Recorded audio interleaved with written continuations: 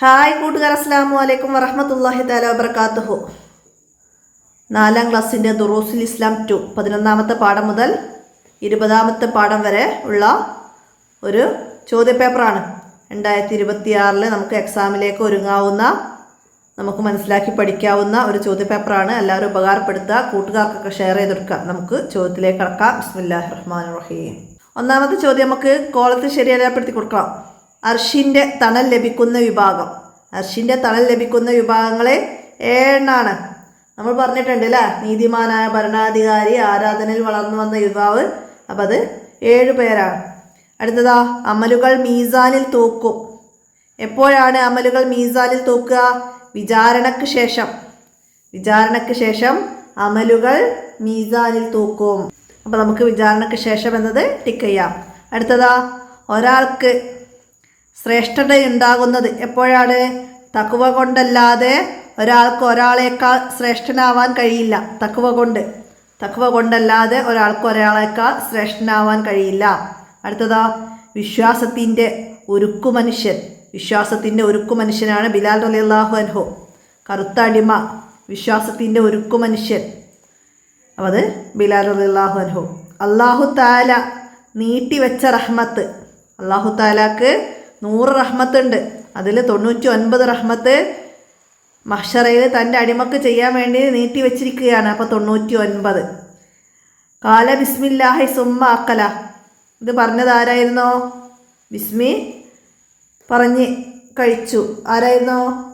നബി സല്ലല്ലാഹു അലൈഹി വസല്ലമയാണ് ബിസ്മി ചൊല്ലിക്കൊണ്ട് കഴിച്ചത്. അപ്പോൾ ഇത് കേട്ട അദ്ദാസ് ചോദിക്കുന്നു, നിങ്ങൾ ഏത് നാട്ടുകാരനാണെന്ന് ചോദിക്കുന്നുണ്ട് അല്ലേ. ഇവിടുത്തുകാർ ഇങ്ങനെ പറയാറില്ല, നിങ്ങൾ ഏത് നാട്ടുകാരനാണെന്നൊക്കെ ചോദിക്കുന്നുണ്ട്. അപ്പോൾ മനസ്സിലാക്കുക. അടുത്ത ചേരുംപടി ചേർക്കാനാണ്. വാ കർബ അബാഹു, ഉപ്പയുടെ വിഷമം. ഇത് പറഞ്ഞതാരായിരുന്നോ? വാ കർബ അബാഹു, ഫാത്തിമ ബീവി റളിയല്ലാഹു അൻഹ പറഞ്ഞതാണ്. വാ കർബ അബാഹു, ഉപ്പയുടെ വിഷമം എന്ന് പറഞ്ഞു കരഞ്ഞു. അപ്പം അതിൻ്റെ CM ഒക്കെ എഴുതാം.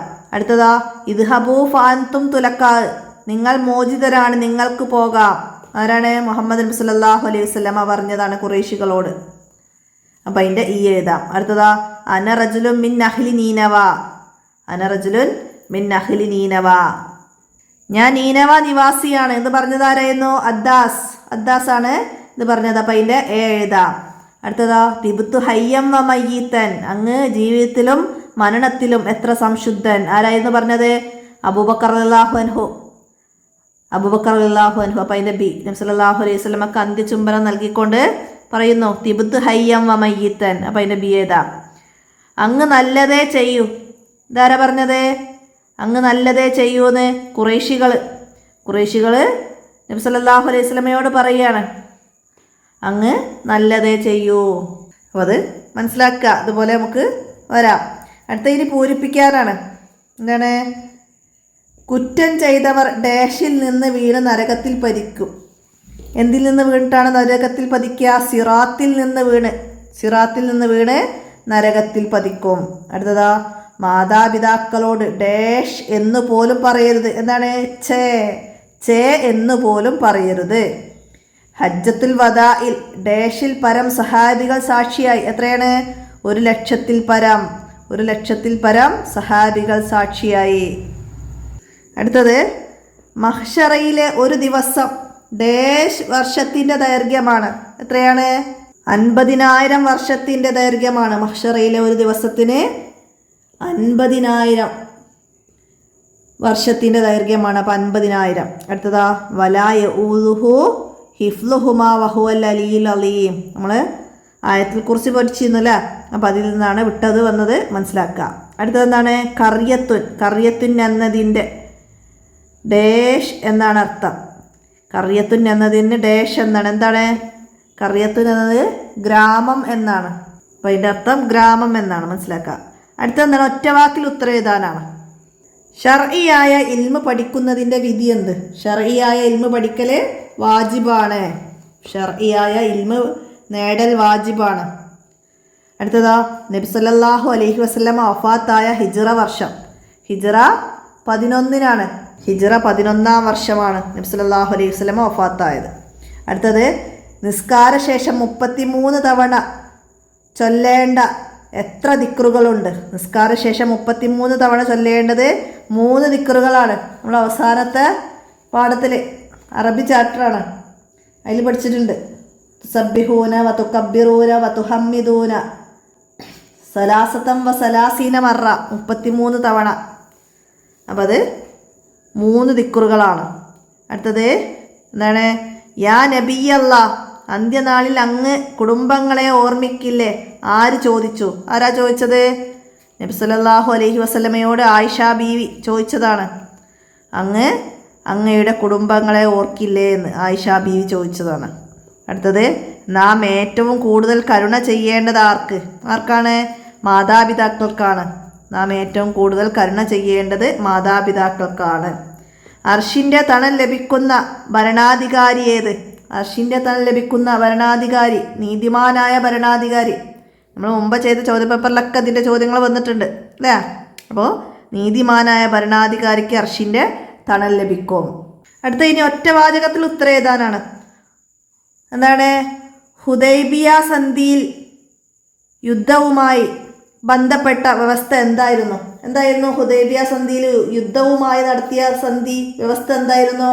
10 വർഷം ഖുറൈശികളും മുസ്ലിങ്ങളും തമ്മിൽ യുദ്ധം പാടില്ല.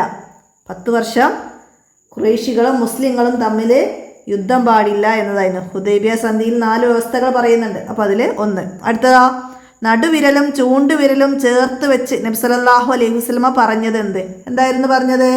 നടുവിരലും ചൂണ്ടുവിരലും ചേർത്ത് വെച്ചുകൊണ്ട് നബി സല്ലല്ലാഹു അലൈഹി വസല്ലമ പറഞ്ഞു ഞാനും അനാഥകളെ സംരക്ഷിക്കുന്നവരും സ്വർഗത്തിൽ ഇപ്രകാരമാണെന്ന്.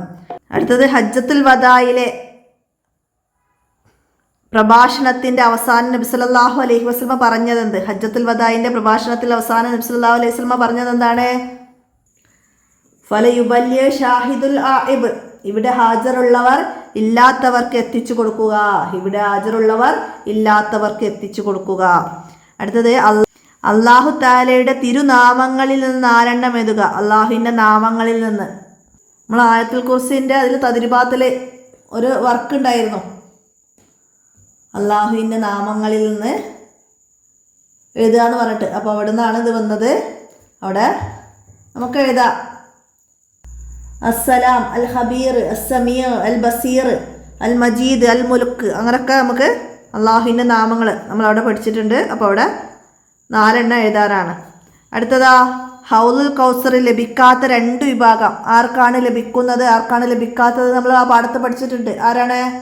കപട വിശ്വാസികൾക്കും അവിശ്വാസികൾക്കും പുത്തൻവാദികൾക്കും അത് ലഭിക്കുകയില്ല. കപട വിശ്വാസികൾക്കും അവിശ്വാസികൾക്കും പുത്തൻവാദികൾക്കും ഹൗലുൽ കൗസർ ലഭിക്കുകയില്ല. ആർക്കാ ലഭിക്കുന്നത്? നബി സല്ലല്ലാഹു അലൈഹി വസല്ലമയുടെ തിരുസുന്നത്തനുസരിച്ച് ജീവിക്കുന്നവർക്കാണ് ഹൗലുൽ കൗസർ ലഭിക്കുന്നത്. അപ്പോൾ അത് 2 മനസ്സിലാക്കണം കേട്ടോ. അടുത്തത്, അറിവ് പഠിക്കുന്നതിനെ കുറിച്ച് സൈനുദ്ദീൻ മഖ്ദൂം റളിയല്ലാഹു അൻഹു പറഞ്ഞത് എന്താ പറഞ്ഞത്? അറിവ് പഠിക്കുന്നതിന് വലിയ മഹത്വമുണ്ട്. സൈനുദ്ദീൻ മഖ്ദൂം റളിയല്ലാഹു അൻഹു പറയുന്നുണ്ട്. എന്താ പറഞ്ഞത്? ഒരു അധ്യായം പഠിക്കൽ 100 റക്അത്ത് നിസ്കരിക്കുന്നതിനേക്കാൾ മഹത്വമുള്ളതാണ്. ഒരു അധ്യായം പഠിക്കൽ 100 റക്അത്ത് നിസ്കരിക്കുന്നതിനേക്കാൾ മഹത്വമുള്ളതാണ്. അടുത്തത് എന്താണ്? എന്ത് പറഞ്ഞുകൊണ്ടാണ് നബി സല്ലല്ലാഹു അലൈഹി വസല്ലം വഫാത്തായത്? ലാ ഇലാഹ ഇല്ലല്ലാഹു ഫീ റഫീഖിൽ അഅ്ലാ, ലാ ഇലാഹ ഇല്ലല്ലാഹ് ഫീ റഫീഖിൽ അഅ്ലാ, ലാ ഇലാഹ ഇല്ലല്ലാഹ് ഫീ റഫീഖിൽ അഅ്ലാ എന്ന് പറഞ്ഞുകൊണ്ടാണ് അവിടുന്ന് വഫാത്തായത്. അടുത്ത ഇവിടെ 5 വരി കുറയാതെ എഴുതാൻ വന്നത് എന്താണ്? കരുണ ചെയ്യൽ. കരുണയെക്കുറിച്ചിട്ടുള്ള നമ്മൾ പാഠം പഠിച്ചിട്ടുണ്ട്, റഹ്മാൻ റഹീം എന്ന പാഠത്തിൽ. അപ്പോൾ അതിൽ നിന്നാണ് കരുണ ചെയ്യൽ എന്നതിനെ കുറിച്ചിട്ട് നമ്മൾ 5 വരി കുറയാതെ എഴുതേണ്ടത്. എന്താണ്? അല്ലാഹു തആലാക്ക് 100 റഹ്മത്തുണ്ട്.